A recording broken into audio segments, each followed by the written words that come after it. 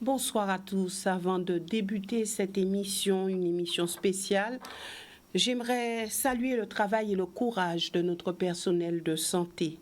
Sachez que nous avons reçu beaucoup de messages à votre endroit, des messages de soutien, et je m'en fais ce soir le relais. Mais aussi aux autres corps de métier qui nous permettent, sinon d'avoir une vie normale, mais qui contribuent à ce que ces moments difficiles, ces moments que nous vivons, soient moins pénibles. Merci à vous tous au nom de tous les Guadeloupéens. Je reçois ce soir Monsieur le préfet de Guadeloupe, Philippe Gustin, qui aura à charge de nous faire un point sur la situation, mais aussi de répondre à quelques questions. Vers la fin de l'émission, nous ouvrirons l'antenne afin que vous puissiez lui poser des questions précises et puis nous essaierons d'y voir un petit peu plus clair sur ce qui se passe réellement en Guadeloupe. Monsieur le préfet, bonsoir et merci d'être avec nous. Bonsoir à la Guadeloupe. Alors, en débutant cette émission, il est indispensable que vous puissiez nous faire un point précis sur la situation actuelle. Alors, c'est la situation sanitaire d'abord, où est-ce qu'on en est? Oui. Comme tous les jours, vers midi, 13h, nous publions avec l'ARS un point. Donc, on a 58 cas aujourd'hui, avec 16 patients qui sont hospitalisés, dont 6 qui sont en réanimation. On sent qu'on a toujours une progression à peu près identique au cours des 3 derniers jours. C'est bien. Ça ne veut pas dire que les choses ne vont pas empirer. La semaine prochaine sera décisive et ça renforce la nécessité de maintenir ce confinement que nos compatriotes guadeloupéens respectent. Là, j'en veux pour preuve que nous avons fait beaucoup de contrôles ce week-end avec un nombre de verbalisations qui est important. C'est à peu près 10% des... On a fait 700 contrôles et on a 85 verbalisations. C'est beaucoup. Encore trop. Ça veut dire qu'on est certes sorti du déni, mais il y a encore trop de gens qui sortent sans raison, qui circulent sans raison. Je vous rappelle les raisons pour lesquelles on peut sortir. On peut sortir pour aller travailler quand on ne fait pas du télétravail et que votre mission est incontournable pour la vie de la société. On en reparlera sans doute tout à l'heure. Oui. Vous avez la possibilité de sortir de chez vous pour aller faire vos courses, pour aller chez le médecin, pour vous occuper d'une personne vulnérable, en particulier une personne âgée, et puis pour faire un petit peu de sport. Mais faire un petit peu de sport, ça ne veut pas dire se coucher sur les plages. J'ai pris un arrêté pour interdire les plages. Je crois que ça a été important parce qu'il fallait aussi que nous gérions le public des vacanciers. On en parlera sans doute aussi tout à l'heure, qui quittent lentement mais sûrement le territoire. Autre information aussi statistique, elle est importante, sur les classes d'âge. Des 58 cas que nous avons, 4% ont moins de 15 ans, 4% de moins de 15 ans, 26% ont entre 15 et 45 ans, 36% entre 45 et 65 ans et 34% plus de 65 ans. Je résume, 70% ont plus de 45 ans, quand même. Mais nous avons aussi des cas jeunes. Et donc, ça veut dire que concrètement, cette maladie, elle touche tout le monde. Il n'y a pas des gens qui vont passer à travers le filet. Et puis, un parfait équilibre, 50% d'hommes, 50% de femmes. Donc, moins de 15 ans, on a 4%. Oui. Pourtant, c'est vrai que les premières informations que nous avions, c'était que les enfants ne pouvaient pas... Oui. Mais qu'ils étaient porteurs. Oui. Ça a été une des raisons pour lesquelles nous avons décidé la fermeture des écoles, parce que ces enfants peuvent être des porteurs asymptomatiques. Et on peut dire pour l'instant qu'il y a des enfants malades. Mais il y a des enfants malades. La preuve, c'est que les 58 cas que je vous cite, il y en a 4% qui sont des moins de 15 ans. Oui. La donne change quelque peu. La donne change, oui. Et puis surtout, on a des données statistiques qui... s'affine au fil du temps. Je rappelle tout le temps, quand même. Il y a 2 mois et demi, cette maladie, personne n'en avait entendu parler. Alors, lorsqu'on dit que ça touche, ou du moins les personnes âgées sont les plus touchées, ça ne peut pas se vérifier non plus. Non, ce qui est certain en tout cas, c'est que les personnes âgées sont plus vulnérables. Parce que, on le voit bien dans les gens qui sont sur des lits de réanimation, qui ont besoin de réanimation, ou les personnes qui décèdent, sont souvent des personnes qui avaient d'autres facteurs de comorbidité, c'est-à-dire concrètement des défaillances soit cardiaques, soit des défaillances le diabète, enfin voilà, des choses qui peuvent être des éléments qui complexifient, où le virus vient apporter une dose de complexification. Et donc c'est vrai que les personnes âgées ont plus de fragilité. Oui. Peut-on avoir une précision sur Marie-Galante, la Désirade, les Saintes et pourquoi pas Saint-Martin et Saint-Barthélemy? Alors d'abord, sur Saint-Martin et Saint-Barthélemy, les comptes sont faits à part. On est on a 2 cas à Saint-Barth, et puis on doit être à 5 cas ou 6 cas, oh non, 5 cas, pardon, 4 cas exactement sur Saint-Martin, avec une personne de Saint-Martin qui a été, vous le savez, on l'a dit dans le bulletin d'avant-hier, qui a été évassanée sur la Guadeloupe. Mais je rappelle aussi que sur Saint-Martin et Saint-Barth, nous avons des guérisons. Et je pense que ça va être de plus en plus important qu'on vous communique aussi ces données-là, hein, c'est-à-dire des gens qui étaient positifs et qui sont redevenus négatifs après la période de maladie. Oui. Donc sur Saint-Barth et Saint-Martin, on ne peut pas dire qu'il y a eu un développement. Non, il n'y a pas eu de développement, pic de maladie. Il n'y a pas eu de pic de maladie à ce stade. Il faut être extrêmement vigilant, et là, le confinement s'applique aussi sur les îles du Nord. Et puis sur les îles, sur les dépendances, là le sujet est compliqué. D'abord, nous ne donnerons jamais de statistiques géographiques. Hein. Il faut, je crois, respecter aussi le secret médical, et la provenance, en tout cas des malades, c'est une partie de ce secret médical qu'il faut que nous gardions vraiment secret, parce que je crois que derrière, il faut chaque fois bien penser qu'on a des êtres humains. Vous savez qu'il y a eu des actes pris par les maires des différentes communes des dépendances. J'allais y arriver. Voilà, donc terre de haut, terre de bas, pas de sujet, parce que les maires ont pris un arrêté fermant la frontière, mais définissant quand même et prévoyant quand même encore des rotations, puisque à ma connaissance, je crois qu'il y a 2 rotations, hein, de le matin, de le soir, qui permettent d'assurer la continuité géographique entre ces dépendances et la Guadeloupe continentale. Mais pas de cas aux Saintes et je peux à pas la vous dire Désirade. à ce stade, je n'en ai pas connaissance, et en tout cas, je vous ai dit sur la géographie, je n'ai pas ces informations-là. D'accord. On a plus de soucis sur la Désirade et surtout sur Marie-Galante, où vraiment là, d'abord la population est plus importante, et où il y a une fermeture là, sans transport, sans rotation de bateaux. Donc il faudra trouver une solution, parce qu'on ne peut pas isoler complètement ces territoires. Je donne un seul exemple. Des personnes qui suivent une chimiothérapie ne peuvent pas la suivre à Marie-Galante. Des femmes enceintes qui doivent accoucher ne peuvent pas accoucher à Marie-Galante. Enfin, voilà. Et puis, il y a la nécessité d'avoir ne serait-ce que l'approvisionnement en médicaments réguliers. Donc, nous sommes en discussion avec la présidente de la communauté de communes de Marie-Galante pour trouver les voies et moyens d'une rotation, en tout cas, qui permettrait à la fois aux personnes, mais aussi aux fret de circuler quand même avec toutes les sécurités naturellement adéquates, mais entre la Guadeloupe continentale et Marie-Galante. Le fait que les maires de Marie-Galante aient décidé qu'il n'y ait plus de transport maritime, est-ce que c'était illégal? C'est le juge qui en décidera. Je vais déférer en tout cas, et le juge se prononcera, mais moi la question c'est pas la légalité, je le dis clairement, c'est pas à moi de le dire normalement, mais ce qui m'inquiète moi c'est la santé et le risque que prennent les habitants de Marie-Galante en étant coupés du monde. Je peux comprendre la logique de se dire on veut s'enfermer et ne plus avoir de contact avec l'extérieur.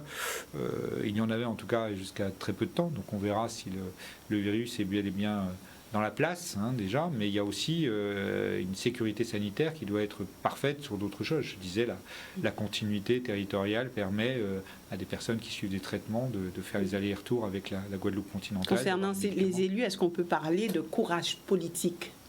Ah non, pour moi, c'est pas une question de courage. Je ne me permettrai pas de juger leur action. C'est, je crois, un risque politique. Oui. C'est un risque politique, parce que naturellement, au premier pépin, ils seront les premiers à crier après l'État en ayant besoin de ceci, de cela, et il faudra agir. Il faudra envoyer l'hélicoptère pour chercher la personne qui devra être évassanée parce qu'elle ne pourra pas prendre le bateau. Voilà. Je pense que dans cette période de crise, tout le monde doit être solidaire, nous créons un problème sur des territoires, encore une fois, dont je comprends la spécificité, qui sont disproportionnés. Voilà. Mais écoutez, on finira, je crois, l'intelligence finira par l'emporter et on trouvera des solutions qui ne soient pas dommageables, d'abord aux populations des dépendances. Moi, je suis garant de cela, de leur sécurité, et qui puissent être compatibles aussi avec cette volonté de s'isoler pendant la durée de l'épidémie. Est-il plus simple de gérer des petits territoires, selon vous ? Ah, c'est une bonne question que vous posez là.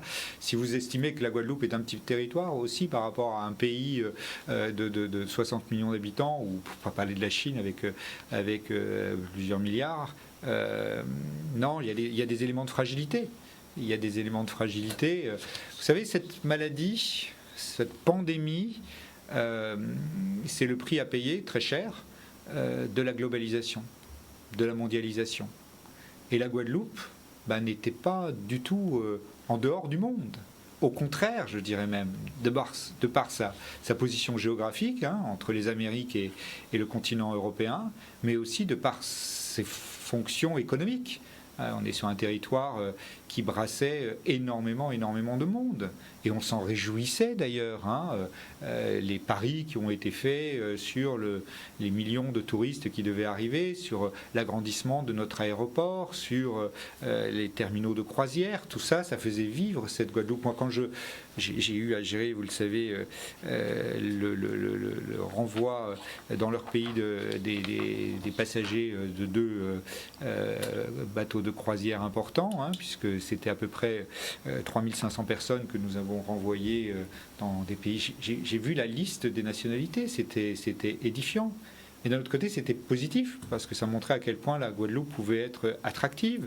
Mais c'est aussi ce risque, dans une pandémie sanitaire, avec un brassage de la population, sans compter naturellement, il faut commencer par là, le brassage naturel qu'il y a entre les résidents de la Guadeloupe et la métropole. Chaque semaine, c'est à peu près 20 000 personnes dans un sens, 20 000 personnes dans l'autre.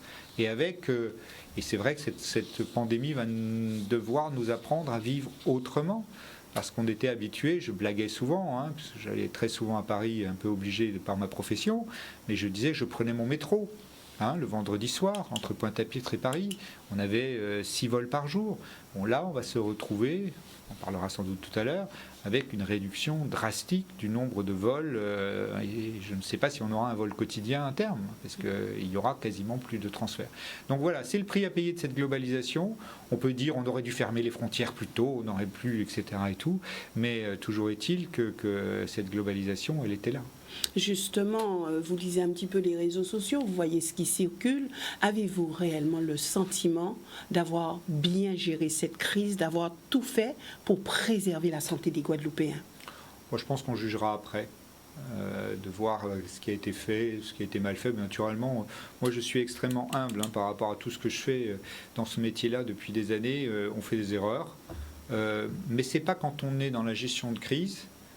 Quand on est vraiment le nez dans le guidon H24, qu'on doit regarder dans le rétroviseur et se dire oh là là, mon Dieu, j'aurais pas dû faire ci, j'aurais pas dû faire ça. Le truc, il est fait. Donc voilà, je pense que je l'ai déjà plusieurs fois dit sur d'autres ondes. Quand je trouve 5 petites minutes, je regarde les notes que j'ai pu écrire il y a 1 semaine, il y a 15 jours, il y a 3 semaines. Le monde a changé. Le monde a vraiment complètement changé de physionomie. Des choses qui étaient impensables il y a 15 jours, 3 semaines, sont aujourd'hui devenues la norme.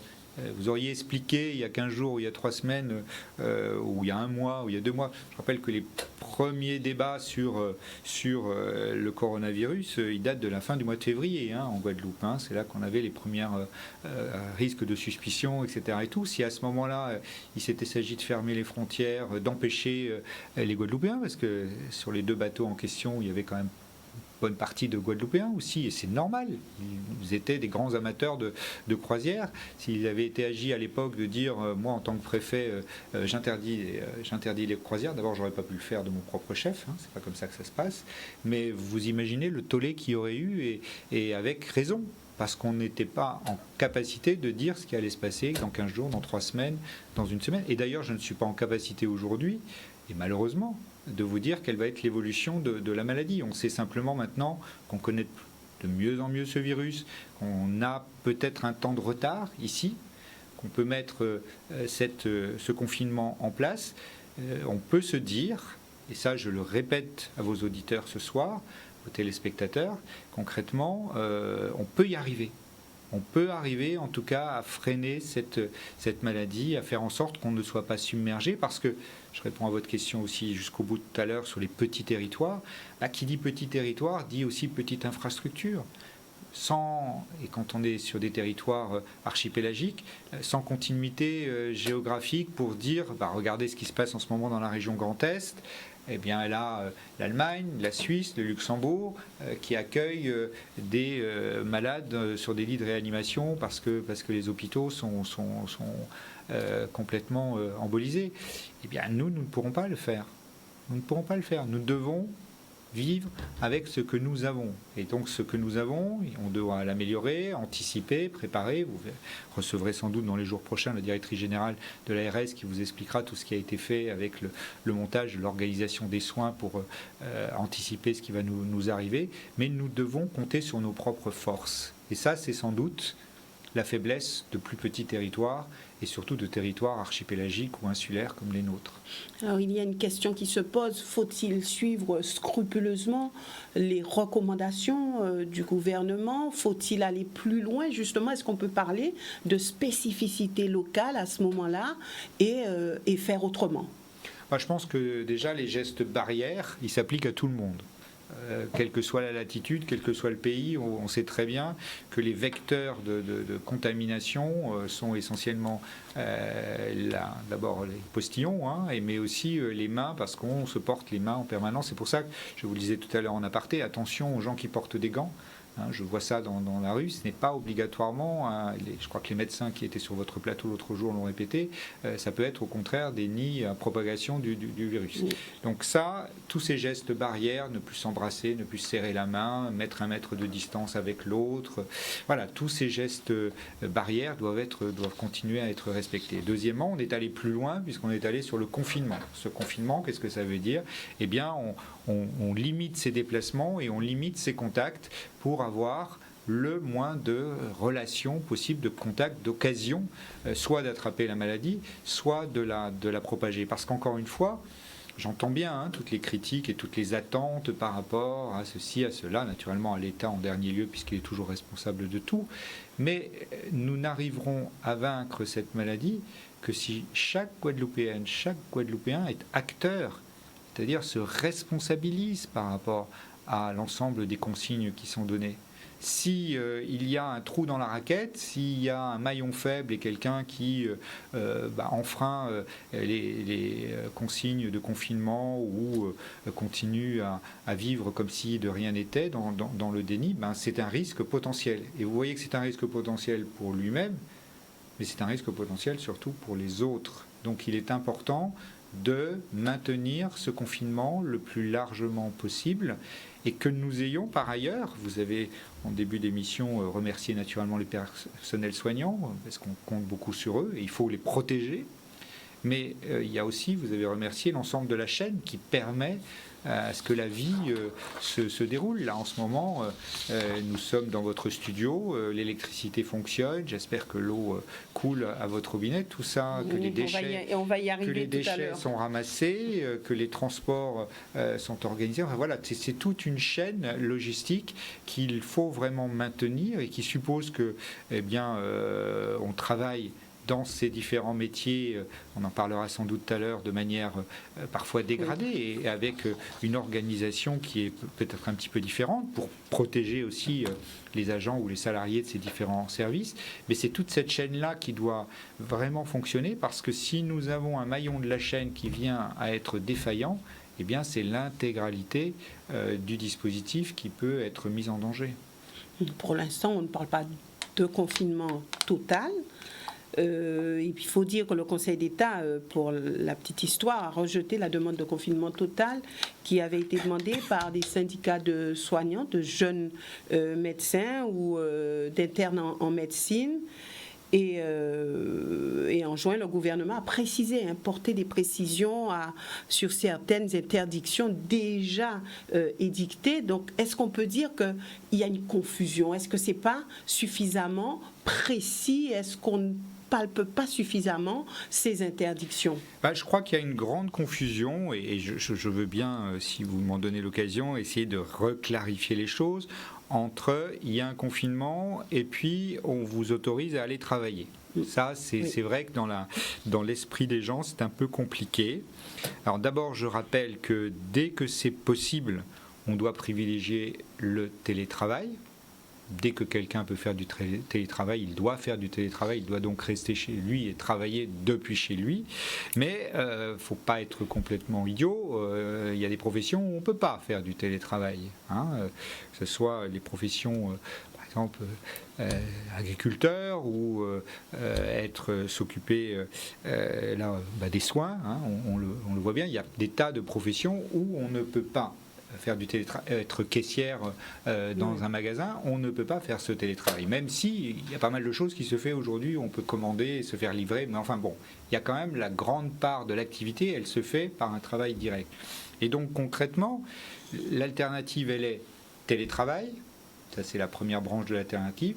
La deuxième alternative, elle est travail, parce qu'il faut quand même que la société continue à fonctionner, sinon tout va s'arrêter, il n'y aura plus d'électricité, plus d'eau, plus de nourriture dans les magasins. Donc c'est toute cette chaîne-là qu'il faut respecter. Mais ça suppose que ces métiers vitaux pour continuer à survivre et faire en sorte qu'on ne périsse pas tous, eh bien ces métiers, ils doivent s'exercer aussi dans le respect des règles sanitaires pour protéger les agents ou les salariés de ces différents services. C'est-à-dire, il faut s'adapter. Vous l'avez bien vu, dans certains secteurs, je pense en particulier la grande distribution ou la vente d'essence, puisque il y a une adaptation qui s'est faite. C'est-à-dire concrètement, on réduit les plages horaires. Je le vois et on va le proposer, j'aurai demain de nouveau la grande distribution dans une conférence, qu'on regarde aussi comment organiser les flux de clients, c'est-à-dire prévoir peut-être des plages horaires pour les personnes plus âgées, plus vulnérables, organiser, vous voyez, ces choses-là avec un objectif, il est le même pour tout le monde, protéger les personnes qui travaillent, vraiment les protéger, faire en sorte de mettre les gestes barrières, mettre les plexiglas aux caisses, faire en sorte qu'on ne paye plus qu'avec la carte bleue pour ne pas échanger des billets ou de la monnaie. Voilà, il y a plein de trucs qui sont mis en œuvre pour permettre de protéger au maximum, parce que derrière, on va avoir besoin d'eux et organiser les choses sur la durée, parce que naturellement, ce confinement, il va durer longtemps. Donc arriver à payer qu'avec la carte bancaire. Et pour ceux qui n'en ont pas, au moins c'est déjà la grande majorité des gens ont une carte bancaire. Il faut quand même aussi essayer de faire évoluer les choses, mais je pense que sur le volet de la carte bancaire, j'ai pas l'impression que ce soit là que ça pose le plus de problèmes. Où se pose le problème? Il se pose dans la nécessité de penser les choses différemment. Et c'est ça qui, quand je vous disais, en 3 semaines, on a changé de planète.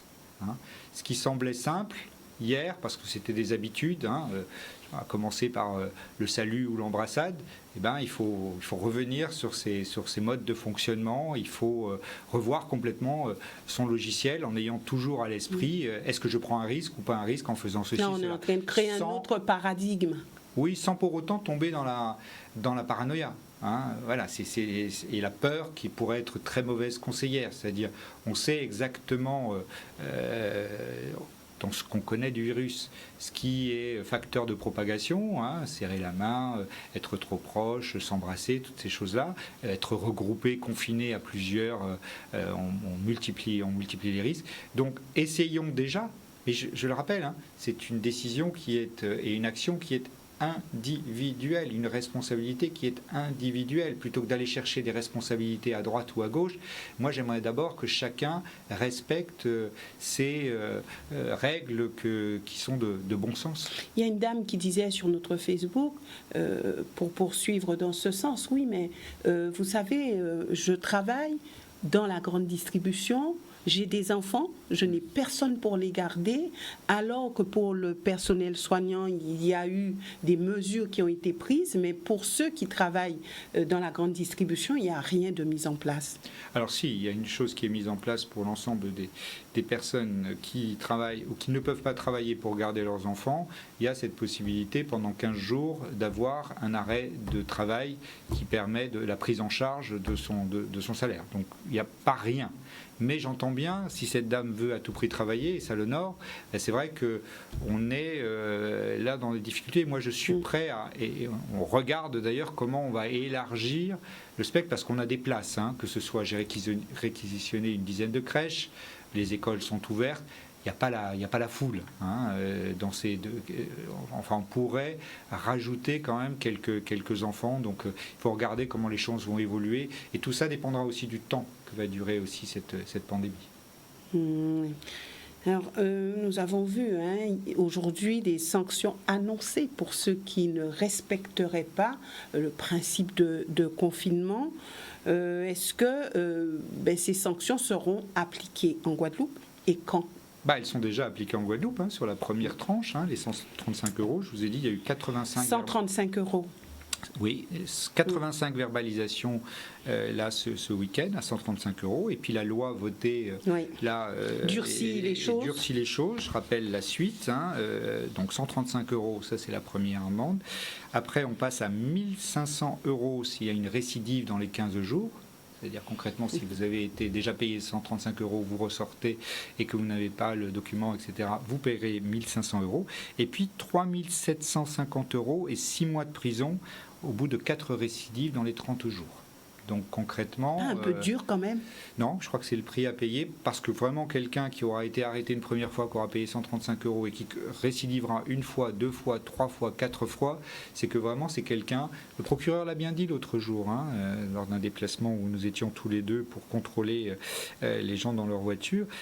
On est même, pour lui en tout cas, il était même prêt à arguer de la mise en danger de la vie d'autrui. Si vous ne respectez pas, parce que je le répète encore une fois, il ne s'agit pas d'embêter les gens là. On n'est pas dans ce film-là. On est dans la notion de se protéger soi-même, mais surtout de protéger les autres. Quelqu'un qui ne respecterait pas ces règles de confinement, c'est un danger pour lui, mais c'est un danger surtout pour les autres. Je rappelle qu'une personne qui est porteur de ce virus peut infecter jusqu'à 2,5, 3 personnes. Une personne qui se confine, qui met en place les gestes barrières, qui ne salue pas, se lave les mains régulièrement toutes les heures avec de l'eau et du savon, elle va baisser le nombre de personnes qu'elle va infecter à 0,5 à 1. Vous voyez l'effet que vous-même, dans votre action, vous pouvez avoir pour freiner ce virus. Et encore une fois, cette différence entre 0,5 et 3, ce sont concrètement des personnes qu'on n'aura pas à accueillir, si ça se complique, à l'hôpital. Oui. Alors, sur ces attestations, alors on a vu qu'il y avait des gens qui essayaient de s'en procurer. Le principe pour les avoir? C'est tout simple. Il faut aller télécharger ça sur le site soit de la préfecture, soit du ministère de l'Intérieur. Quelqu'un qui n'a pas d'ordinateur, quelqu'un qui n'a pas d'imprimante surtout, peut recopier ça de manière manuscrite. Donc chacun peut avoir une attestation? Oui, et c'est d'ailleurs pas ce qui manque le plus. Franchement, moi j'ai assisté, j'ai fait 2 sorties avec les forces de police et de gendarmerie pour contrôler dès le 2e jour et puis de nouveau avant-hier.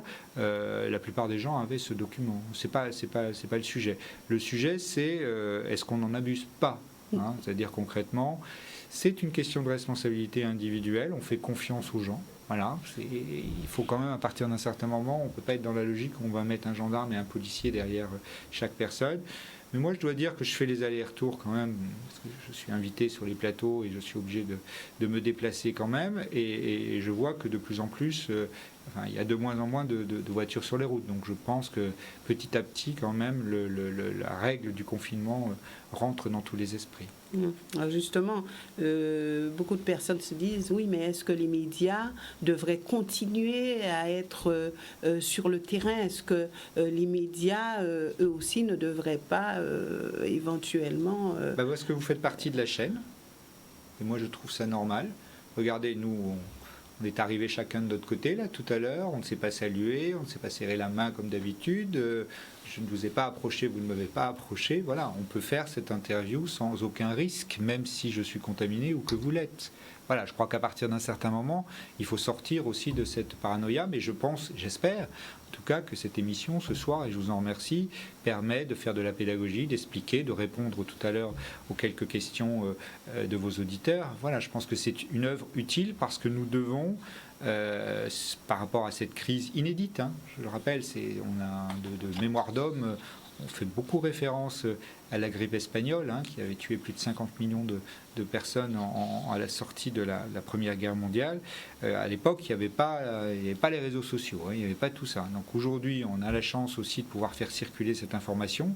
Malheureusement, il y a plus de fausses nouvelles, de fake news, comme on dit, qui circulent que d'infos qui sont avérées. Donc il est important, oui, aussi que les médias jouent leur rôle, et je les remercie, en tout cas sur le territoire de la Guadeloupe, jouent ce rôle d'information pour démonter ces fake news et donner par ailleurs des informations, des vraies informations, parce que il faut. Et puis accessoirement, je pense que les gens qui sont confinés chez eux sont aussi heureux d'avoir des programmes de télé où ils puissent écouter, s'informer, avoir voilà, un petit peu de divertissement dans une vie qui n'est pas très drôle en ce moment, ça j'en suis bien conscient. Nous arrivons d'ici quelques instants sur quelques cas particuliers, mais est-ce qu'on peut dire que les élus guadeloupéens sont mobilisés autour de cette crise? Est-ce qu'ils jouent un rôle au niveau de cette crise? D'abord, ils ont un rôle à jouer, ne serait-ce que par les attributions qui sont les leurs, hein. Je pense en particulier aux maires. Ils sont responsables dans leur commune du maintien de l'ordre, de la sécurité, de la tranquillité, de la salubrité. Hein. Et ça suppose derrière de s'assurer, et en particulier sur un sujet, vous savez, qui me tient à cœur, l'eau, de s'assurer que le minimum est en place. Il y a aussi un rôle important à jouer. C'est que concrètement, le maire, c'est l'élu de proximité, c'est celui qui doit en particulier être attentif aux plus vulnérables, au public qui justement peut être isolé, peut être esseulé et qui a besoin d'aide. Donc là-dessus, moi depuis le début de la crise, j'ai fait, je crois que j'en suis à mon 2e ou 3e courrier au maire. D'abord, tout au début de la crise, leur rappelant quand même quelque chose d'important, c'est qu'un maire, c'est aussi un fonctionnaire de l'État. On l'oublie souvent. Mais s'agissant des élections, s'agissant de l'état civil, le maire est un fonctionnaire de l'État. Et donc, qu'il y avait une obligation, parce qu'il y a eu une tendance très forte ici au début de la crise de fermer les mairies, de tout arrêter, etc. et tout. Non, il faut que les services, au moins un service minimum, soient maintenus pour enregistrer les naissances, enregistrer les décès. Et puis, le cas électoral étant passé, mais quand même, il y a ces missions de fonctionnaire d'État. Deuxièmement, le maire, je vous le répète, a toutes ses fonctions de police générale sur son territoire, et il faut qu'il continue à agir au quotidien pour assurer cette tranquillité et cette salubrité qui est nécessaire. Et derrière, d'autres collectivités ont des missions qui sont incontournables, là pour le coup, je les évoquais tout à l'heure, la gestion des déchets. Ne rajoutons pas une crise à la crise, c'est-à-dire il faut s'assurer que les poubelles soient régulièrement ramassées et traitées derrière, parce qu'on ne pourrait pas rester pendant, là pour l'instant 15 jours, mais peut-être plus longtemps en laissant les détritus amonceler. On sait très bien à quel point on prendrait un risque sanitaire là énorme. Ils doivent s'occuper naturellement aussi de l'eau. Voilà, donc il y a un ensemble de compétences qui relèvent des collectivités. Et puis il y a des collectivités majeures que sont la région, le département qui doit, lui, de par ses compétences, et il le fait, s'occuper des personnes les plus vulnérables, et je pense en particulier de tout ce qui est personnes âgées, personnes handicapées. Donc là, il faut qu'il continue et qu'il n'y ait pas de rupture dans l'action auprès souvent d'associations qui s'occupent de ces personnes vulnérables.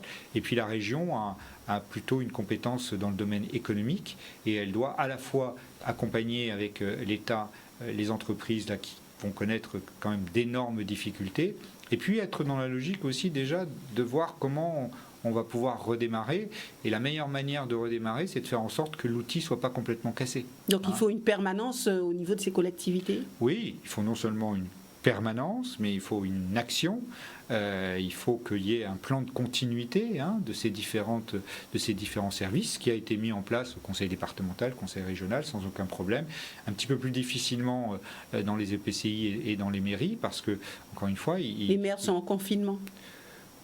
On peut être en confinement et puis continuer à travailler. Le télétravail, encore une fois, on peut faire beaucoup de choses depuis chez soi, en organisation. Et puis, on doit avoir aussi un minimum d'agents qui soient disponibles sur le terrain pour agir sur les sujets que j'évoquais tout à l'heure. Vous avez fait un petit tour, vous avez regardé un petit peu comment ça se passe avec les élus on fait des petits tours et on les sollicite quasiment tous les jours sur des sujets X ou Y. C'est un peu compliqué.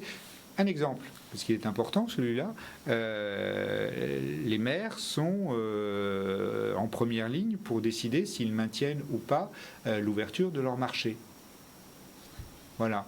La plupart des maires, je pense qu'il y a une ou deux exceptions, et encore je crois que ça va se régler la semaine prochaine, ont décidé, et je peux les comprendre, de fermer leur marché parce qu'ils estiment que les conditions ne sont pas réunies sur ces marchés pour assurer les gestes barrières. Concrètement, les distances ne sont pas respectées entre les clients, les règles d'hygiène ne sont pas respectées, donc ils ont décidé de fermer ces marchés.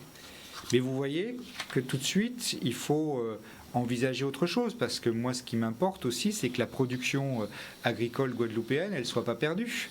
Alors justement, que les maraîchers ne perdent pas. On est en pleine saison des melons, les meilleurs melons du monde, qui sont normalement, vous le savez, une filière d'exportation, mais il n'y a plus de commandes aujourd'hui, parce que ces melons, ils étaient en général consommés par les grands restaurants, les grands hôtels et tout ça est fermé. Donc j'ai vu avec intérêt, par exemple, une initiative du conseil régional de mettre en place des paniers pays pour les personnes les plus vulnérables. Vous voyez, je crois qu'il faut aujourd'hui, vous me laisserez peut-être l'occasion d'en reparler aussi sur des produits, et en particulier le gel hydroalcoolique pays, sur lequel on travaille depuis une semaine. Tout à l'heure. Mais il faut aujourd'hui innover, faire en sorte, quand on est par exemple maraîcher, on ne peut plus aller vendre sur les marchés, mais on connaît ses clients, on fait des paniers que l'on porte chez les uns, chez les autres, et comme ça, c'est important aussi que dans l'alimentation, on continue à manger des produits frais. Mais justement, j'ai eu un appel d'un agriculteur, en tout cas d'un responsable d'Iguaflore, qui me disait, nous avons beaucoup de production, bien sûr. Nous ne pouvons pas les stocker, et la population n'achète pas. Donc, que doit-on faire exactement? On ne peut quand même pas les mettre à la poubelle.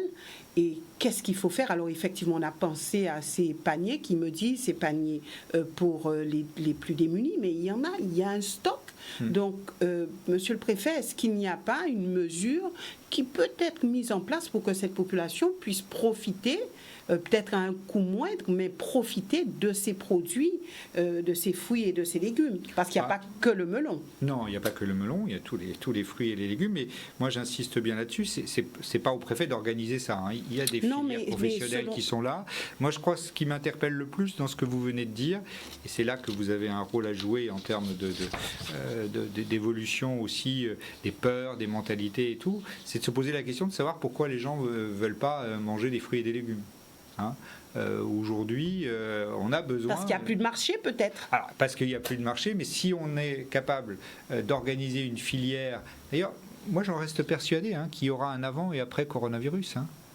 En termes de process, de fonctionnement, de tas de métiers. On parlait tout à l'heure du télétravail, mais là aussi d'avoir une organisation différente. Je ne dis pas que les filières maraîchères et compagnie arriveront à écluser tous leurs produits en faisant en place ces paniers, mais moi j'en appelle là, vous me permettez, j'en appelle à la profession, mais j'en appelle aussi à la population pour qu'elle soit vraiment demanderesse de ce genre d'organisation. Ça se faisait déjà avant.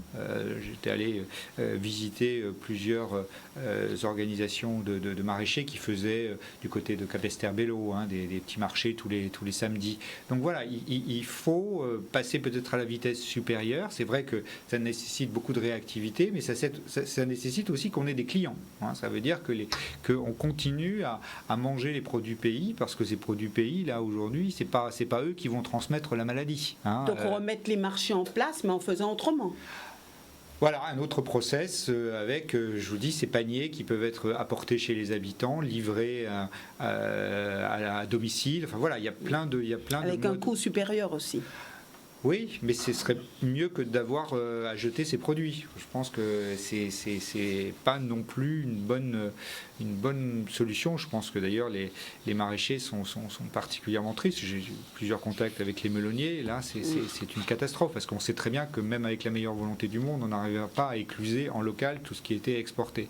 Mais au moins, essayons de sauvegarder le maximum et puis continuons à manger des produits frais. J'ai insisté et accepté la proposition du comité régional des pêches pour qu'on puisse maintenir les stands de vente de poissons frais, parce que c'est important aussi que la population, par ces temps difficiles, et là elle a le droit d'aller faire ses courses, donc elle a le droit d'aller acheter du poisson. On a défini les horaires, les lieux, etc. et tout. Donc tout ça est organisé aussi avec le plein respect des règles d'hygiène possibles pour qu'il n'y ait pas de risque qui soit pris. Donc il y a un calendrier défini? Oui, sur les poissons. Où peut-on l'avoir? Sur le site de la préfecture, je renvoie toujours au site de la préfecture où j'ai dû publier lundi, j'avais négocié ça avec le président du comité des pêches, je crois que c'était lundi dernier, tout au début, et dès mardi, on a défini des lieux, les lieux habituels, je crois qu'il y en a peut-être un ou deux qui ont changé, les horaires, je crois que c'est essentiellement le matin, ce qui est normal pour le poisson, et quelques jours, c'est pas tous les jours dans la semaine, enfin voilà, il y a des endroits où on peut acheter du poisson frais, et le poisson frais de nos pêcheurs guadeloupéens qui ne doivent pas subir encore plus la crise que d'autres professions. Maintenant, on va arriver à l'eau. Ce problème d'eau qui existe, qui persiste et qui tenaille les Guadeloupéens. Alors l'eau, vous avez pris un arrêté demandant aux maires de certaines communes, dont la Désirade, je vais les citer, la Désirade, Saint-François, Sainte-Anne, Le Gosier, Petit-Bourg et Capesterre-Belle-Eau, à mettre des points d'eau là où il y a une carence en eau, ou du moins les secteurs touchés par les tours d'eau. Alors, vous précisez bien sûr que cette eau ne sera pas potable, mais que ça servira à se laver les mains, puisqu'on sait qu'il faut se laver les mains de manière régulière et plus qu'avant. Alors, concrètement, déjà, comment ça va s'organiser sur le territoire? Alors, ces communes-là, effectivement, vous avez parlé de maires défaillants. C'était un petit peu dur de dire maire défaillant, sachant le problème d'eau qu'il y a sur le territoire. Alors moi, écoutez, je crois qu'il faut quand même appeler un chat un chat. Je ne sais pas, j'ai l'impression en tout cas que depuis que j'ai pris cet arrêté, certains ont découvert qu'il y avait un problème d'eau. Moi, ça fait 2 ans que je suis ici, le sujet de l'eau, alors que, je le répète chaque fois, en préambule, l'État n'est absolument pas compétent.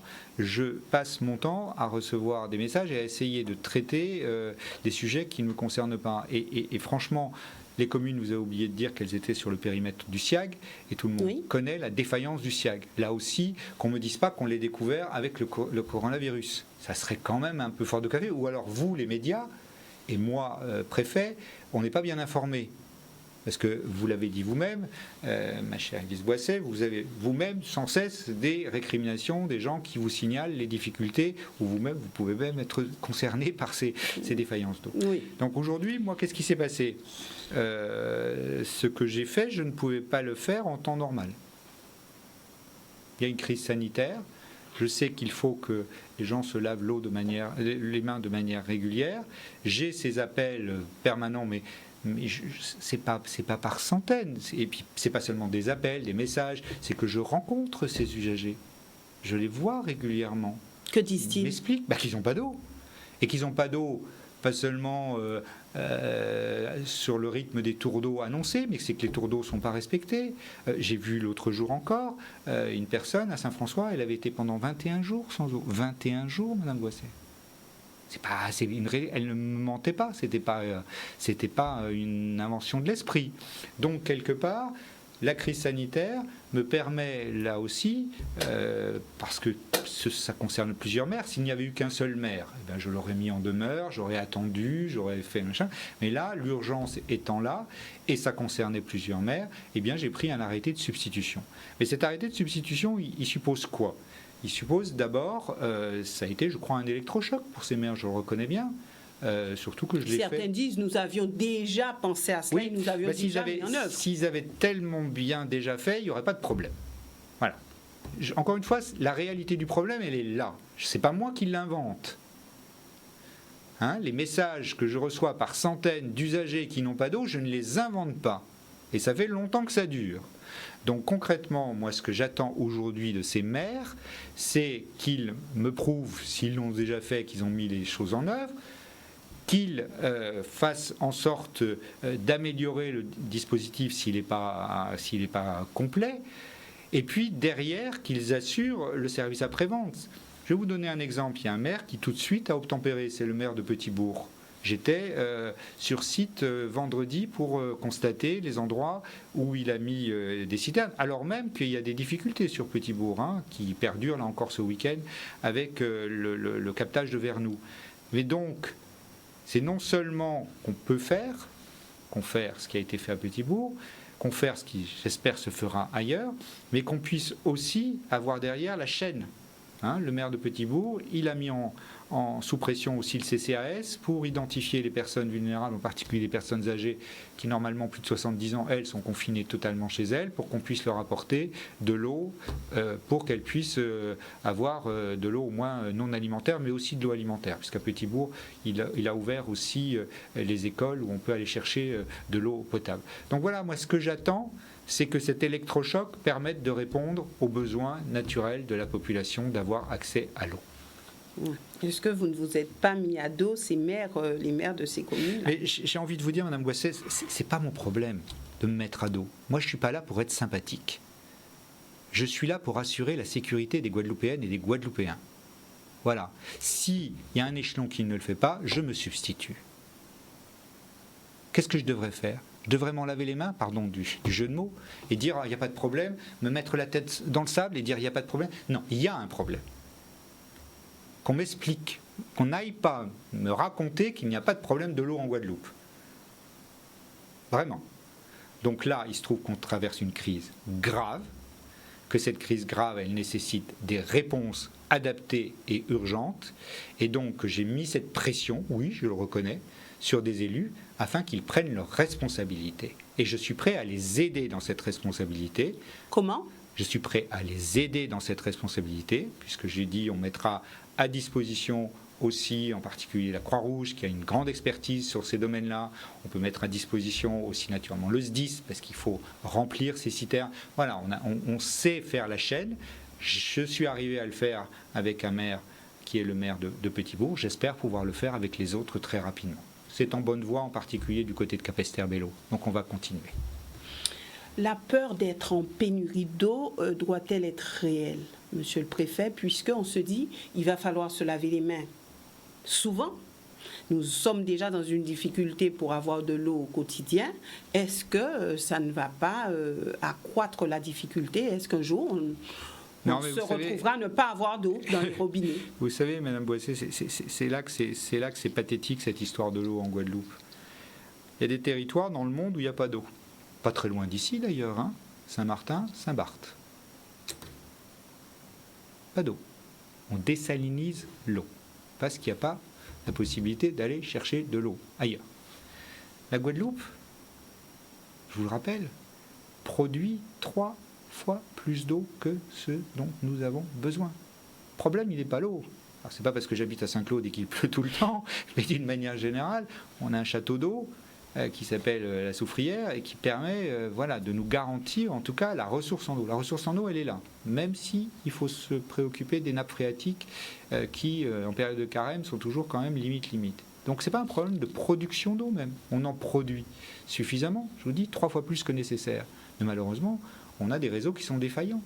On perd cette eau. entre 60 et 85% selon les opérateurs. Donc voilà, aujourd'hui, il n'y a pas à craindre la pénurie en eau, il y a simplement, pardon du jeu de mots, mais à faire en sorte qu'il y ait le tuyau qui soit bien branché entre l'eau qu'on a et des usagers qui en ont besoin.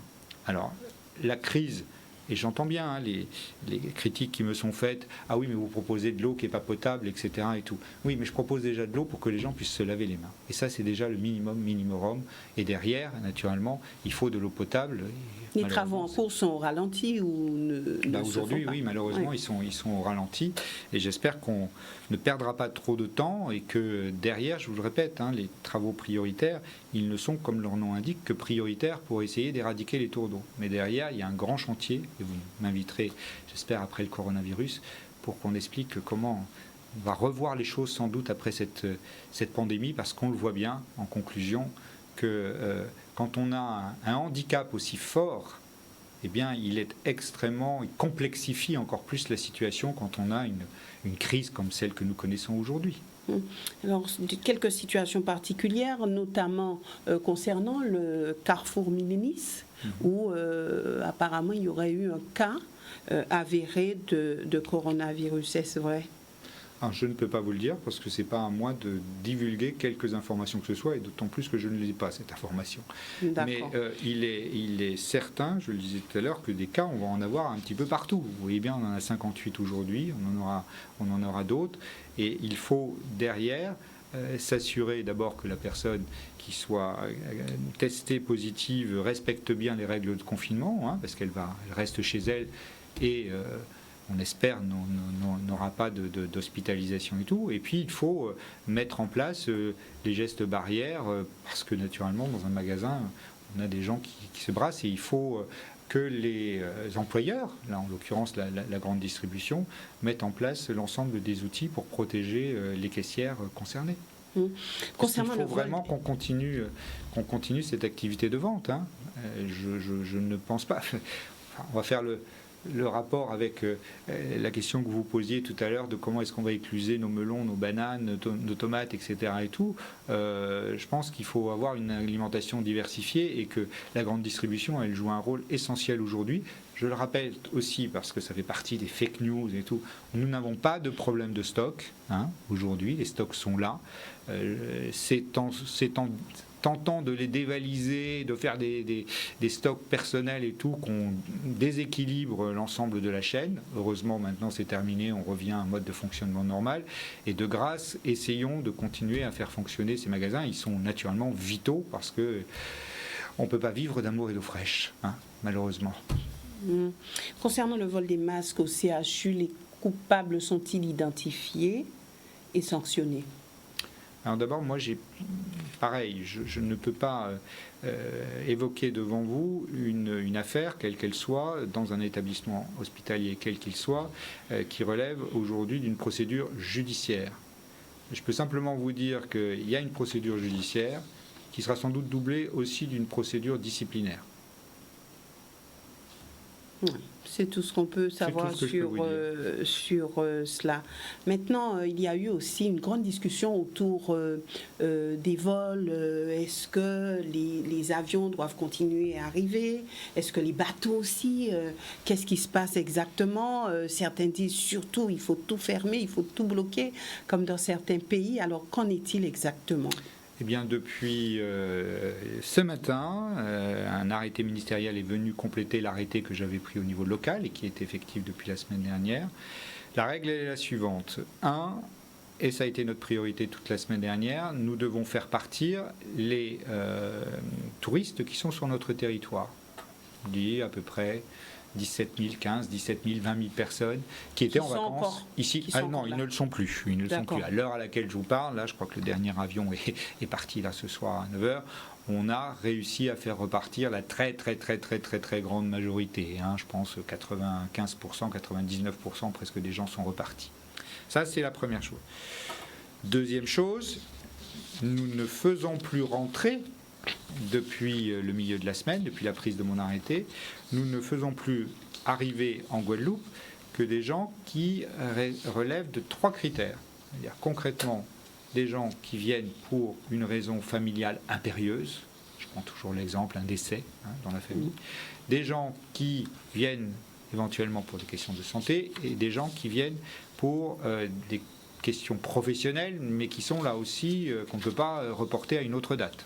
Et il faudra que ces personnes justifient auprès de la compagnie d'aviation qu'elles relèvent d'un des 3 critères, familial, travail ou santé, et puis qu'elles s'astreignent sur l'honneur à respecter à leur arrivée sur le territoire guadeloupéen une quatorzaine, c'est-à-dire pendant 14 jours, là, un confinement total. Confinement total. Pas de sortie. Pas de sortie, pas de contact, normalement un confinement total.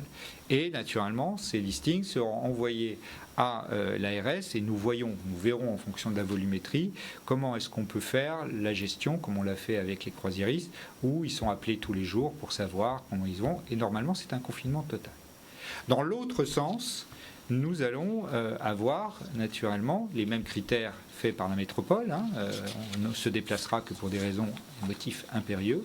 Et ça va conduire naturellement à une baisse notable du nombre d'avions. Je vous rappelle, en rythme de croisière, en ce moment, on était plutôt sur 6 avions entre la métropole et Pointe-à-Pitre par jour.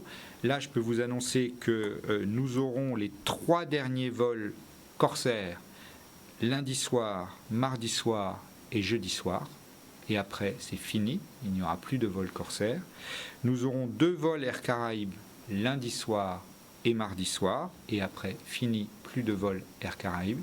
Et nous aurons Air France qui maintiendra ses vols jusqu'à ce que nous voyions la volumétrie. C'est-à-dire, concrètement, on ne va pas faire voler les avions à vide. Je rappelle aussi que les avions, ils transportent des passagers, mais ils transportent du fret. Et je rappelle aussi qu'il y a une obligation de continuité territoriale. Donc nous aurons toujours la possibilité de voyager entre la Guadeloupe et l'Hexagone et vice-versa. Mais comme je vous le disais tout à l'heure, on va modifier complètement notre mode de fonctionnement. Pendant toute la période de confinement, en tout cas, on n'aura plus ce métro que nous avons entre Pointe-à-Pitre et Paris, mais on aura peut-être à la fin un avion par semaine, ou je sais pas quoi. On va doser au fil du temps pour voir en tout cas les besoins. Selon l'évolution de la situation. Selon l'évolution de la situation, et tout ça se fera au cours de la semaine prochaine. Nous avons un appel de téléspectateurs, nous le récupérons. Et je reviens avec vous sur d'autres questions. Bonsoir, nous vous écoutons. Oui, bonsoir. En fait, je vous appelle parce que donc moi je suis dans le domaine bancaire. Vous êtes, pardon ? Dans le domaine bancaire. Oui. Donc en fait, on est utile à la société, donc on va travailler. Donc ça, on est utile à la société, donc en fait on va travailler. Il n'y a pas de souci là-dessus. En revanche, j'ai une question pour le préfet. En relation avec le nombre de lits intensifs, pour soins intensifs qu'il y a actuellement en Guadeloupe.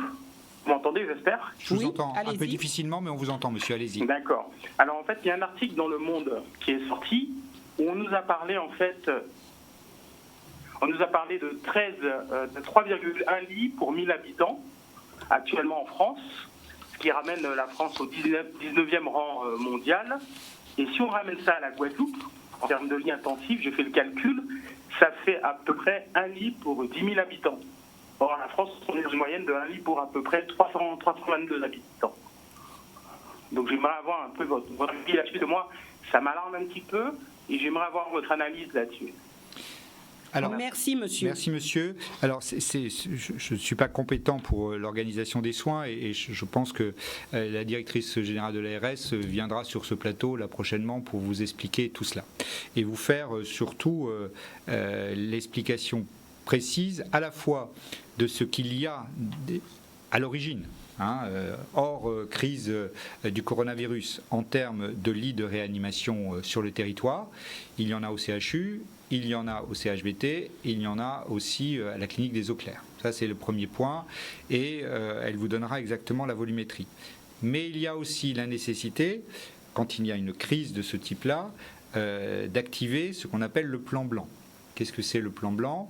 C'est un plan qui permet de réorganiser complètement la planification des opérations pour permettre de libérer un maximum de lits et pouvoir soit les occuper, les adapter avec des appareils de réanimation pour augmenter la volumétrie.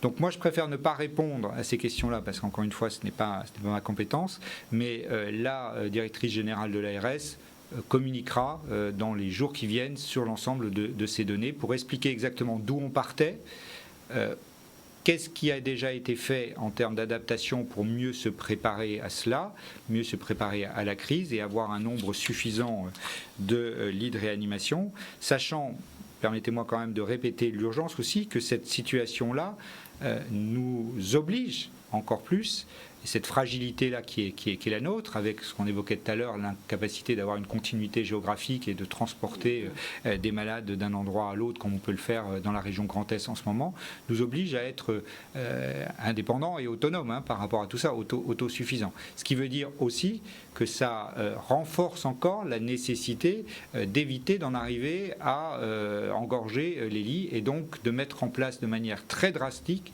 les mesures de confinement pour éviter la propagation de la maladie. Vous voyez, tout ça est complètement lié. Désolé de ne pas vous répondre avec des chiffres clairs et nets, mais je préfère que ce soit la directrice générale de l'ARS qui vous donne toutes ces données rapidement.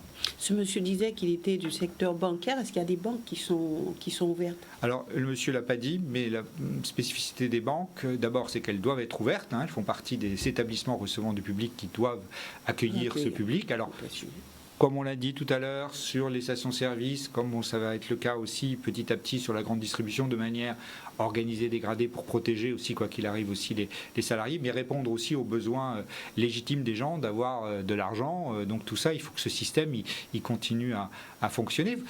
On revient tout à l'heure sur Marie-Galante ou sur Terre de Haut et Terre de Bas. Il faut en particulier que les distributeurs de billets ils fonctionnent aussi. Vous voyez, il n'y a pas de distributeur de billets à Terre de Haut? Il y en a encore un. Si, à la Poste. À la Poste à Terre de Haut. Si, je vous assure. Celui qui est sur le débarcadère, il n'existe plus. Vous avez raison. Mais à la Poste, il y en a un. Oui. Donc il faut... Et le monsieur, j'imagine qu'il a une partie aussi de son travail qu'il peut faire par télétravail. Parce qu'on est sur des fonctions de service. Nous avons un autre appel de téléspectateurs. Nous le récupérons. Bonsoir, nous vous écoutons. Oui. Allez-y, monsieur. Oui, bonjour. Bonjour, je suis un des touristes qui se trouve un peu bloqué sur cette belle île. Et...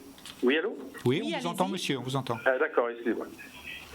Donc je fais partie de ces touristes qui malheureusement, en fin de compte, depuis 2 jours, ne peuvent pas prendre l'avion pour le retour à la métropole, dans le sens que les avions sont déjà pleins.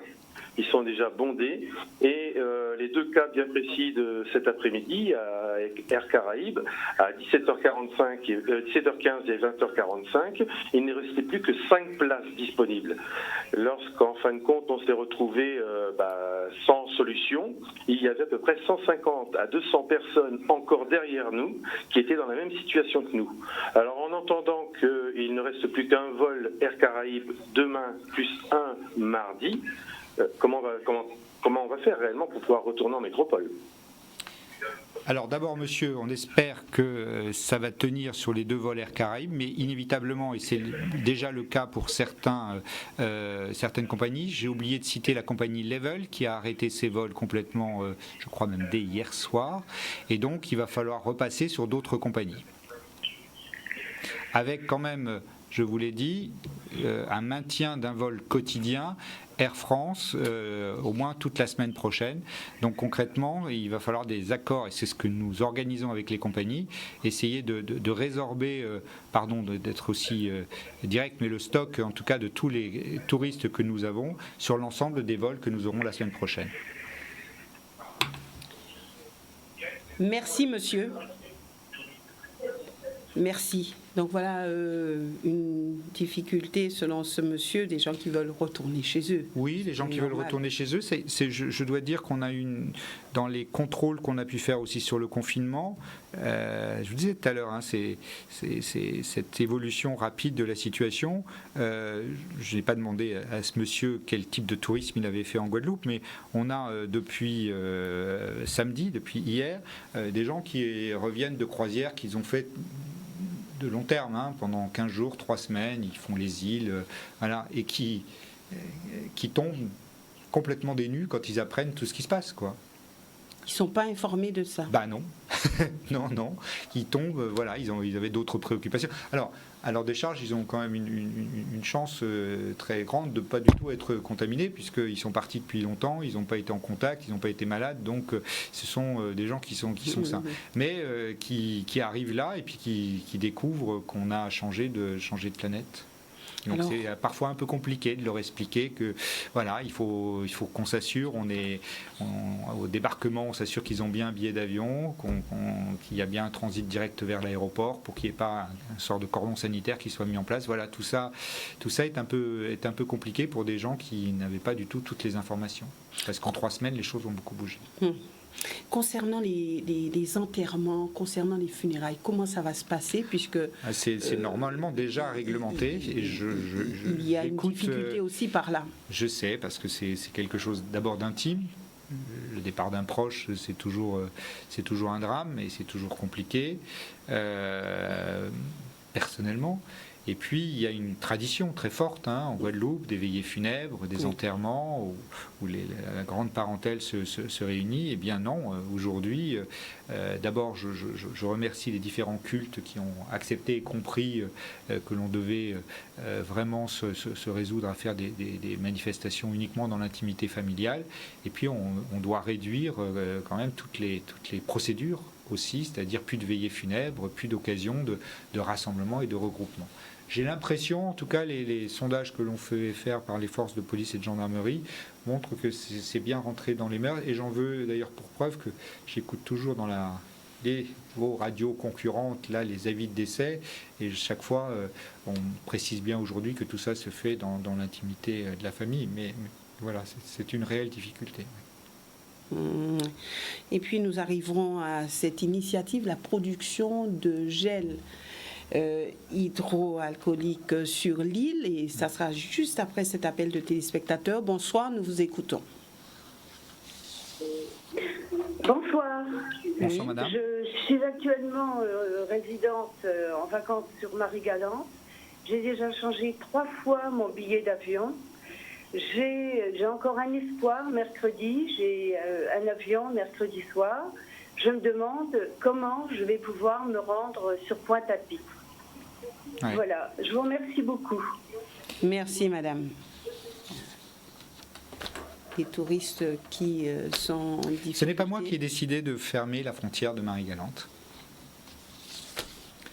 Voilà, ces situations-là, j'ai dénoncé l'autre jour une situation aussi dramatique, voire pire, de cette jeune mère de famille qui était coincée à Pointe-à-Pitre et qui avait laissé son enfant qu'elle allaitait à Marie-Galante. Ah. Ben oui. Oui, j'en suis encore tout ému et je n'arrive toujours pas à accepter ce genre de choses. Quand on prend des décisions, vous avez parlé tout à l'heure de courage politique. Je vous ai dit non, c'est un risque politique énorme. Derrière chaque décision politique, derrière chaque décision d'ailleurs, il y a toujours de l'humain. Jamais oublier ça. Jamais. Et je suis désolé pour cette dame. Et j'espère que le vilain État va trouver une solution pour que cette dame puisse prendre son avion le mercredi. Mais c'est encore l'État qui va devoir se le coltiner. C'est pas normal. Ce n'est pas normal. Alors cette initiative de production de gel sur l'île, c'est une bonne nouvelle dans tout ce monde et dans toute cette complexité de crise. Je pense qu'il y a cette nécessité, je l'ai dit tout à l'heure, d'être innovant par rapport à la production maraîchère et tout, de trouver d'autres filières, d'autres manières d'écouler la marchandise. Là, on a un besoin de gel hydroalcoolique avec des prix qui ont augmenté, des produits qui sont importés avec un octroi de mer qui fait peser encore plus sur le coût pour la population. Et donc, dès la semaine dernière, moi d'abord j'ai été approché par les pharmaciens. Vous savez que les pharmaciens avaient la possibilité de le faire. Donc, on les a mis en relation aussi avec des romeries, les fabriques d'alcool médical, parce que ça fait partie, c'est le gros de la composition de ces gels hydroalcooliques. Et puis en cheminant, j'ai des collaborateurs qui ont vraiment fait un travail exceptionnel pour regarder comment est-ce qu'on pourrait faire parce que les pharmacies, on en a à peu près, je crois aujourd'hui, une quinzaine, une vingtaine qui sont, ça y est, en capacité de produire, mais elles produisent plutôt des petits échantillons comme ça. Et nous avons aussi la possibilité de faire produire ce gel hydroalcoolique par des entreprises de cosmétiques. Et nous avons quelques entreprises de cosmétiques ici sur le territoire. Et donc on est en train de mettre tout ce monde en relation pour qu'il y ait les produits. C'est important, hein, de la part des romeries, de la part des sucreries, et que derrière, eh bien, il y ait la production qui se fasse pour qu'on puisse vendre un produit pays à un coût abordable. À un coût abordable, voilà, pour la population, et surtout avec une volumétrie, parce qu'il nous faut en produire beaucoup, qui soit plus rentable en termes de production que ce que font déjà très bien les pharmaciens, mais là on espère avoir une production plus industrielle que celle que font les pharmaciens déjà de manière plus artisanale, parce qu'ils n'ont pas les infrastructures. Voilà, donc j'espère qu'on va boucler ça en tout début de semaine pour qu'on puisse avoir la production rapide d'un gel hydroalcoolique pays Guadeloupe. Nous récupérons un dernier appel. Bonsoir, nous vous écoutons. Bonsoir. Bonsoir. Oui, allez-y, oui, je suis un jeune Guadeloupéen. J'aurais aimé savoir, est-ce que vous avez pris les bonnes consignes de ne pas fermer la Guadeloupe avant? Est-ce que, répétez? Vous avez pris les bonnes consignes? D'accord, merci monsieur. Alors est-ce que vous avez... Concrètement, est-ce qu'on n'aurait pas dû fermer avant Moi, je rappelle que cette maladie, elle est là depuis très longtemps maintenant, parce que ça fait plus de 3 mois qu'elle sévit dans le monde entier, que les premiers cas en Guadeloupe, ils datent de... Je crois que le premier cas avéré, ça devait être le 15 mars, et donc à partir du 15 mars, je ne dis pas que la Guadeloupe a été complètement fermée, mais on a arrêté les croisières, quasiment immédiatement. On a dû gérer par contre les gens qui étaient sur les bateaux. Parce que moi j'entends les critiques, mais que devait-on faire des 1000 Guadeloupéens qui étaient sur les bateaux ? Je faisais quoi? Je les laissais sur les bateaux, je les laissais mourir sur les bateaux, comme on a vu avec le Diamond Princess au Japon. Donc on a une attitude qui était aussi, et c'est peut-être là l'erreur, moi je veux bien le reconnaître, j'ai cru en la responsabilité des gens. Ces gens, quand on les a fait débarquer du bateau, non seulement ils avaient été vus par des médecins, on avait testé ceux qui étaient positifs, puisqu'ils étaient descendus à Fort-de-France, on leur a expliqué, ils ont été revus par le médecin, par la Croix-Rouge, il y a eu une intervention des différents médecins qui leur ont expliqué ce qu'il fallait faire, le protocole qui a été très clair, vous restez chez vous pendant 14 jours, vous prenez votre température 2 fois par jour, vous êtes appelé 1 fois par jour ou tous les 2 jours pour qu'on sache exactement si vous avez des symptômes, et vous appelez le 15 dès que vous avez des symptômes. Voilà, tout ça a été bien dit, redit, écrit, donné. Alors je crois que aussi dans ce monde des réseaux sociaux, sur une île où tout le monde connaît tout le monde, bien sûr on a porté à la vindicte populaire des gens qu'on a considérés comme des pestiférés. Je rappelle que quand même tous ces cas étaient asymptomatiques, c'est-à-dire qu'ils n'avaient aucun symptôme quand ils ont regagné leur domicile. Qu'il y en ait dans le lot qui n'ait pas respecté les consignes, oui, sans doute, puisque les réseaux sociaux s'en sont fait l'écho, mais j'espère et j'ose croire que la plupart ont respecté ces consignes-là, parce que l'autre solution, je n'en avais pas. Je n'avais pas de lieu pour, pardon du terme, mais c'est immonde, enfermer, parquer 1000 personnes qui, de surcroît, auraient pu développer une maladie s'ils avaient été confinés dans un même lieu. Donc vous voyez, encore une fois, il y a sans doute plein de critiques qui peuvent être formulées. Il n'y avait pas de bonne solution. On a essayé de prendre en tout cas la moins mauvaise en respectant les process. Et, oui, c'est sans doute ça, l'erreur, en faisant confiance à la responsabilité des gens. Que pensez-vous donc de cette pétition qui circule en demandant que vous puissiez partir de la Guadeloupe? Est-ce que vous êtes un préfet incompris? Est-ce que vous avez le sentiment de ne pas avoir tout bien fait? Est-ce que vous dites que c'est injuste? Non, absolument pas. Enfin, en tout cas, injuste, non, c'est pas à moi de le juger. D'abord, c'est pas la première et c'est pas la dernière des pétitions. Deuxièmement, c'est la règle du jeu, c'est mon métier qui est comme ça. Je prends des décisions, et chaque fois que je prends des décisions, il y a la moitié des gens qui ne sont pas d'accord, l'autre moitié qui est d'accord. J'oublie aussi une troisième moitié, si je puis me permettre, qui trouve que je ne vais pas assez loin, ou d'autres qui trouvent que je vais trop loin. Donc il y a toujours cette répartition. Mais moi, je pense quand même que dans ces temps de crise, il est important d'abord de garder la tête froide, c'est ce que j'essaie de faire, malgré la pression permanente. La pression de qui ? La pression vous savez, il ne se passe pas... alors là, il est 21h, donc ça va un petit peu mieux. Mais quand je vais sortir, je vais avoir à peu près une 60aine de messages avec un sujet qui peut paraître parfois... microscopique, epsilonec, il manque ceci, il manque cela. Ma logique de maillon, il y a un petit maillon qui est en train de péter là, attention, il y a certains qui ne veulent pas travailler, ou il y a ceci, un problème qui se crée, etc. Donc tout remonte. Et ça, c'est la structuration de la France, c'est comme ça, mais tout remonte à la seule entité qui est toujours ouverte H24, qui s'appelle la préfecture. Il y a toujours quelqu'un qui répond. Et ça remonte à moi, avec les arbitrages. Il faut décider, oui, non. Il faut décider parfois très très vite, avec des choses qui sont parfois toutes simples, et puis des choses qui peuvent être très très très très très très compliquées. Ça, c'est mon métier, je l'ai choisi, donc je ne vais pas me plaindre. Et que certains aient l'impression qu'à ma place, ils feraient mieux, c'est très bien qu'ils s'engagent. Parce que vous savez, dans une guerre, il y a deux types, trois. Il y a les combattants, et puis il y a les déserteurs ou les lâches. Puis il y en a d'autres, comme ceux qui vont voler et qui profitent de la situation. Donc ça, c'est humain, c'est la nature humaine.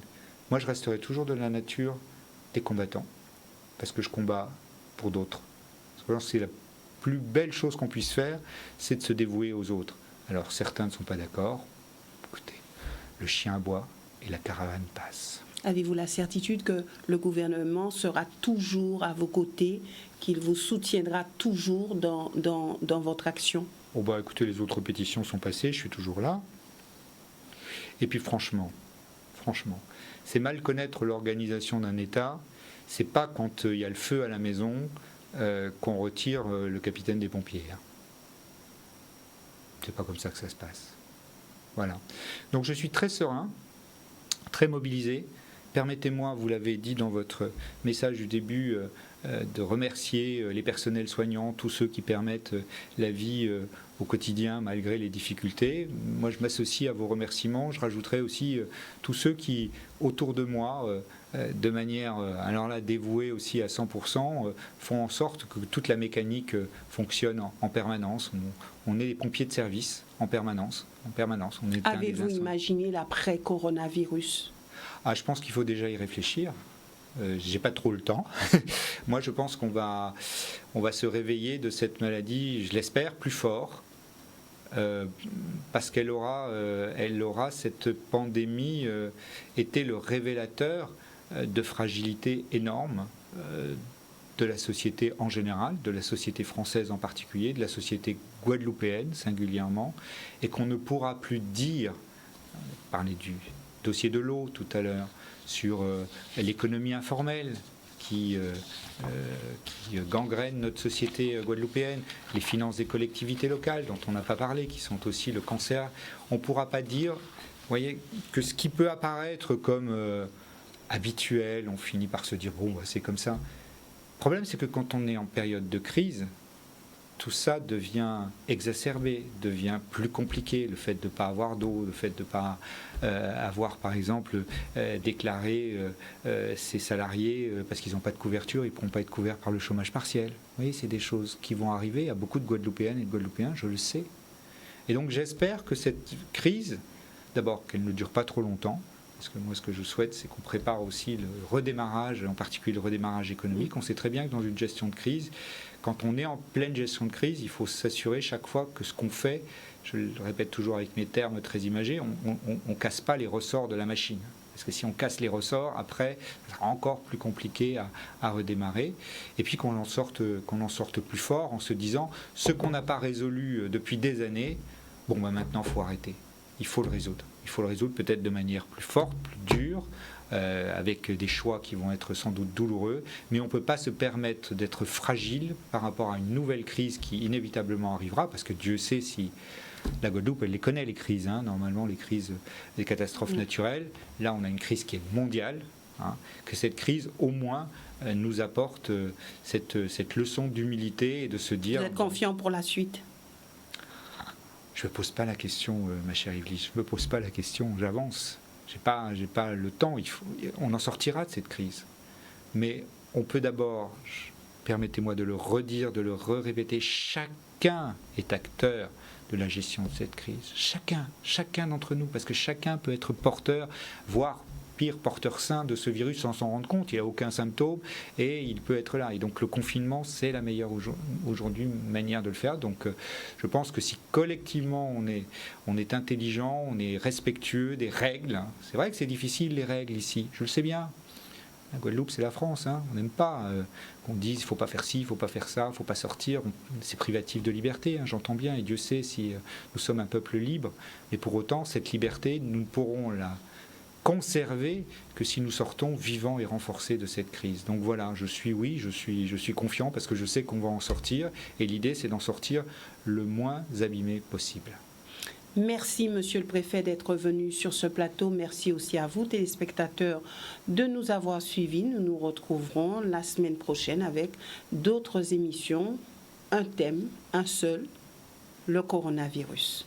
Excellente soirée à tous.